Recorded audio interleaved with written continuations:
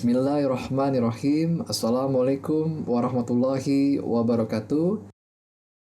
Salam damai sejahtera untuk kita semua. Shalom, Om Swastiastu, Namo Buddhaya, salam kebajikan. Bapak Ibu yang saya hormati, perkenalkan nama saya Willy Arnan Pratama, mahasiswa program Magister Manajemen, konsentrasi marketing dari Angkatan Eksekutif MBA 35 atau EMBA 35, Fakultas Ekonomika dan Bisnis, Universitas Gadjah Mada, Yogyakarta. Pada kesempatan yang baik ini, izinkan secara singkat saya menyampaikan hasil penelitian karya ilmiah tesis S2 saya yang saya beri judul Pengaruh Literasi Asuransi, Religiusitas, dan Getok Tular pada kepercayaan dan niat pembelian produk asuransi jiwa syariah. Studi kasus pada PT XYZ. Pertama-tama, saya ingin menyampaikan ucapan terima kasih kepada Bapak Bayu Sutikno, PhD, selaku dosen pembimbing selama proses penulisan tesis ini. Menurut Fatwa Majelis Ulama Indonesia nomor 21 tahun 2001, asuransi syariah adalah sebuah usaha saling melindungi dan tolong-menolong antara sejumlah orang ataupun pihak melalui investasi dalam bentuk aset atau dana tabaru yang memberikan pola jaminan ketika sebuah resiko terjadi, dan tentunya harus sesuai dengan syariat agama Islam. Tidak boleh ada unsur riba, tidak boleh ada unsur gharar atau penipuan, unsur masyir atau perjudian, unsur zulm atau penganiayaan, serta unsur rishwah ataupun suap. Menurut Mata, tahun 2020, ada sekitar 17,8 juta peserta asuransi jiwa individu di Indonesia, tetapi hanya 1,3 juta saja orang yang sudah memiliki polis asuransi syariah. Sedangkan Wal Fajri tahun 2020 mengatakan bahwa hal ini tidak sejalan dengan jumlah penduduk muslim di Indonesia yang lebih dari 87,3% dari total penduduk Indonesia. Kemudian Budiarti pada tahun 2018 menggambarkan bahwa angka pertumbuhan industri asuransi syariah di Indonesia masih tertinggal dibandingkan negara tetangga kita, Malaysia, di mana mereka memiliki pertumbuhan 7,5% untuk kategori produk takaful keluarga dan 5,9% untuk produk takaful umum. Otavia dan Taufik tahun 2021 menggambarkan bahwa fenomena-fenomena ini mampu menyebabkan penurunan pertumbuhan di industri asuransi syariah Indonesia. Kalau kita berkaca pada data OJK pada tahun 2020 dan 2021, kondisi pertumbuhan perusahaan asuransi di Indonesia mengalami fluktuatif atau naik turun. Hal itu disebabkan karena permintaan masyarakat Indonesia yang masih kurang terhadap produk asuransi jiwa syariah yang ditawarkan oleh perusahaan-perusahaan asuransi. Tentunya, ini merupakan tantangan untuk membuat sebuah penelitian agar kita mampu mengetahui faktor-faktor apa yang mampu meningkatkan niat pembelian produk asuransi jiwa syariah di Indonesia. Masalah penelitian pada tesis ini didukung oleh beberapa artikel jurnal dan penelitian sebelumnya yang sudah saya kaji, sehingga saya dapat gambaran yang lebih luas mengenai masalah-masalah apa yang menyebabkan turunnya niat pembelian produk asuransi jiwa syariah. Seperti contoh, Ramadhani tahun 2015 mengungkapkan bahwa pertumbuhan asuransi syariah di Indonesia memiliki peluang yang baik karena didukung oleh mayoritas penduduk yang beragama Islam. Tetapi Mamun et al. Tahun 2021 mengatakan bahwa literasi asuransi konsumen umumnya masih rendah dikarenakan pengetahuan produk mereka yang masih buruk. Dan hal ini menyebabkan kepercayaan mereka terhadap produk asuransi jiwa itu rendah. Brownie dan Kim tahun 1993 mengatakan juga bahwa agama merupakan salah satu faktor yang berpengaruh dalam permintaan produk asuransi jiwa syariah, khususnya bagi negara-negara yang mayoritas penduduknya beragama Islam. Sehingga religiositas dalam hal ini sangat diperlukan untuk meningkatkan niat pembelian produk asuransi jiwa syariah. Wu et al. Tahun 2015 dan Hussein et al. Tahun 2016 menjabarkan bahwa salah satu metode yang dapat diandalkan untuk meningkatkan literasi asuransi konsumen adalah getok tular. Karena distribusi informasi dapat disalurkan hingga level yang paling bawah di masyarakat dan diharapkan mampu meningkatkan niat pembelian serta kepercayaan konsumen terhadap produk asuransi jiwa maupun asuransi jiwa syariah. Ini merupakan pertanyaan penelitian di dalam tesis saya, ada 4 seperti yang di layar. Untuk tujuan penelitian, tentunya saya ingin melihat hubungan antara satu variabel dengan variabel lainnya. Manakah yang memiliki hubungan yang lebih kuat sehingga kita mampu menaikkan angka kepercayaan dan niat pembelian produk asuransi jiwa syariah ke depannya. Manfaat penelitian bagi kalangan akademisi, saya harap mampu memberikan referensi secara empiris mengenai faktor-faktor yang mempengaruhi niat pembelian produk asuransi jiwa syariah. Sedangkan bagi kalangan praktisi, dan kebetulan saya juga seorang praktisi di industri yang sama, saya berharap melalui penelitian ini, perusahaan dapat mengkaji ulang strategi untuk meningkatkan dan memperbaiki kualitas produk asuransi jiwa syariah PT XYZ. Ini merupakan teori yang saya cantumkan di dalam tesis saya. Untuk pengembangan hipotesis, setelah saya mengkaji ulang dari beberapa sumber artikel jurnal dan buku, sehingga saya memutuskan untuk menulis 4 hipotesis di dalam tesis saya. Yang pertama, saya ingin melihat pengaruh variabel literasi asuransi pada variabel kepercayaan. Yang kedua, saya ingin melihat pengaruh variabel religiositas pada variabel kepercayaan. Yang ketiga, saya ingin melihat pengaruh variabel getok tular pada variabel kepercayaan.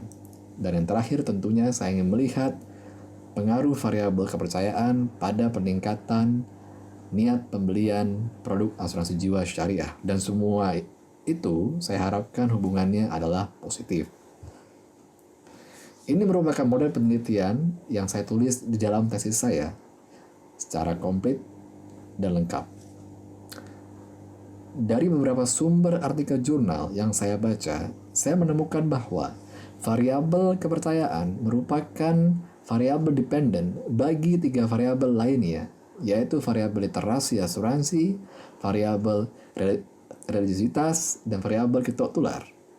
Sedangkan variabel niat pembelian merupakan variabel dependen bagi variabel kepercayaan. Desain penelitian ini, saya menggunakan desain explanatory dengan pendekatan kuantitatif, serta dimensi data cross-sectional. Untuk teknik pengumpulan populasi dan sampel, saya menggunakan teknik non-probability sampling dan purposive sampling. Populasi yang saya tuju untuk penelitian ini adalah seluruh nasabah dan calon nasabah PT XYZ. Sedangkan untuk sampelnya merupakan orang yang belum dan sudah memiliki polis asuransi konvensional serta mempunyai niat membeli polis asuransi syariah. Kemudian untuk teknik pengumpulan datanya, dalam hal menjaga protokol kesehatan COVID-19, saya menggunakan fasilitas Google Form untuk menyebarkan kuesioner secara online. Definisi operasional dan pengukuran variabel bagi setiap variabel, saya menggunakan atau melakukan pendekatan dengan metode skala Likert untuk mengukur setiap item. Dan setiap item pertanyaan saya mengacu kepada beberapa sumber.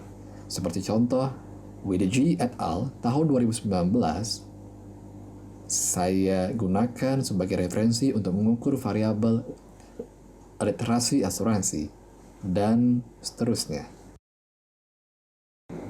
Proses pengolahan data pada penelitian saya kali ini, saya putuskan untuk menggunakan program PLSM.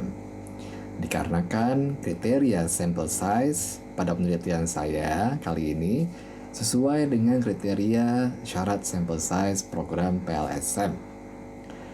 Sedangkan untuk uji validitas, phase validity saya lakukan selama proses bimbingan bersama dosen pembimbing saya. Untuk uji construct validity, saya lampirkan hasil daripada validitas konvergen dan validitas diskriminan. Untuk uji reliabilitas, saya juga lampirkan hasil daripada Cronbach alpha dan composite reliability. Ini merupakan hasil dari pertanyaan screening yang saya tulis pada kuesioner online yang sudah saya sebarkan selama kurang lebih 14 hari. Seperti yang kita bisa lihat bersama bahwa mayoritas responden merupakan usia-usia produktif. Dan seperti yang juga kita tahu bersama bahwa usia-usia produktif merupakan target pasar perusahaan-perusahaan asuransi di luar sana. Ini merupakan hasil dari olah data statistik deskriptif.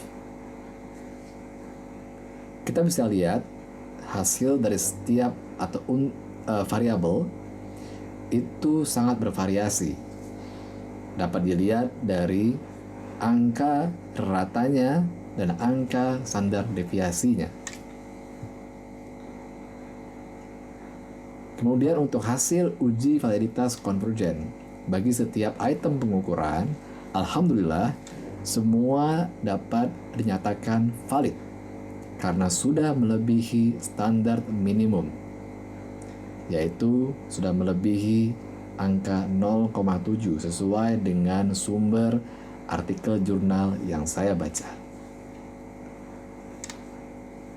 Kemudian untuk uji validitas konvergen bagi setiap variabel, alhamdulillah juga semuanya dapat dinyatakan valid dilihat dari nilai average variance extracted atau AVE yang sudah melebihi standar minimumnya, yaitu sudah melebihi angka 0,5 sesuai dengan artikel jurnal yang saya baca.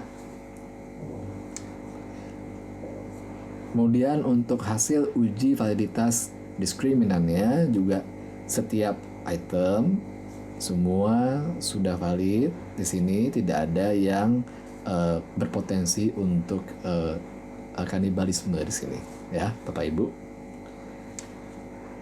Untuk hasil uji reliabilitas bagi setiap variabel dapat dinyatakan reliable. Nah, artinya apa? Artinya setiap variabel ini layak untuk dipertimbangkan ketika ada rencana melakukan penelitian lebih lanjut dan lebih dalam ke depannya. Kemudian, untuk nilai koefisien determinasi bagi dua variabel, yaitu variabel kepercayaan dan niat pembelian, di sini dapat saya simpulkan bahwa sekitar 18,9% peluangnya untuk variabel kepercayaan ini dapat dijelaskan atau dipengaruhi oleh variabel lain di luar penelitian ini. Sedangkan untuk variabel niat pembelian, peluangnya itu sekitar 36,2%. Variabel ini dapat dijelaskan atau dipengaruhi oleh variabel lain di luar penelitian ini. Nah, Bapak Ibu sekalian, ini adalah puncak dari penyampaian hasil penelitian karya ilmiah tesis S2 saya, yaitu hasil uji signifikansi atau pengujian hipotesis. Di sini kita bisa simpulkan bahwa setiap hipotesis yang tadi saya ajukan dan yang saya tulis di depan, semuanya alhamdulillah didukung. Dapat dilihat dari nilai p-value-nya. Seperti atau sesuai dengan artikel jurnal yang saya baca, standar minimum p-value di Indonesia agar hipotesis itu dapat diterima harus kurang dari 0,05. Dan seperti yang kita lihat bersama di layar, semua p-value-nya bagi setiap hipotesis kurang dari 0,05 sehingga dapat dinyatakan didukung atau diterima. Tetapi Bapak Ibu sekalian, saya ingin menunjukkan satu hal di sini. Kalau kita lihat hipotesis atau hubungan antara variabel literasi asuransi pada variabel kepercayaan, di sini hasilnya agak kurang kuat hubungannya dibandingkan dengan hubungan variabel lain atau hipotesis lain. Dan tentunya ini sesuai atau sejalan dengan penelitian sebelumnya yang tadi saya coba jelaskan di awal. Nah, ini merupakan PR bagi perusahaan-perusahaan yang ingin menawarkan produk asuransi jiwa syariah, dan khususnya pada perusahaan PT XYZ ke depannya. Kalau kita lihat dari segi kontribusi, penelitian ini sudah membuktikan bahwa literasi asuransi, religiusitas, dan getok tular berpengaruh positif pada meningkatnya rasa kepercayaan masyarakat pada produk asuransi jiwa syariah. Dan tentunya dengan meningkatnya rasa kepercayaan masyarakat pada produk asuransi jiwa syariah, ini mampu juga meningkatkan niat pembelian masyarakat pada produk asuransi jiwa syariah karena hubungannya sama-sama positif.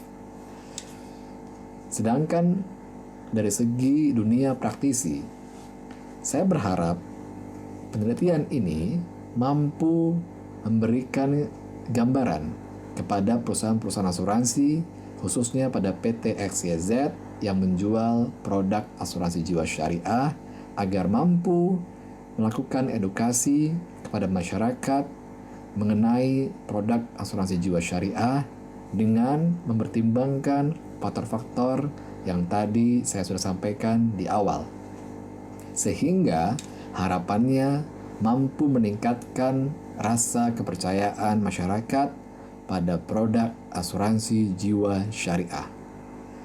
Dan pada akhirnya niat pembelian masyarakat pun terhadap atau pada produk asuransi jiwa syariah juga akan meningkat. Untuk penelitian yang akan datang, saya berharap bahwa ini akan terus berlanjut dengan mengambil sampel yang lebih besar, yaitu masyarakat di negara-negara yang mayoritas penduduknya beragama Islam, supaya kita mampu mendapatkan gambaran yang lebih luas mengenai faktor-faktor yang mampu meningkatkan rasa kepercayaan masyarakat pada produk asuransi jiwa syariah, dan tidak hanya meningkatkan niat pembelian tetapi mempertahankan niat pembelian masyarakat pada produk asuransi jiwa syariah ke depannya. Jalan-jalan ke Cikini, perginya bareng Pak Rizky. Terima kasih Bapak Ibu yang sudah menonton sampai di sini. Saya doakan tambah rezeki.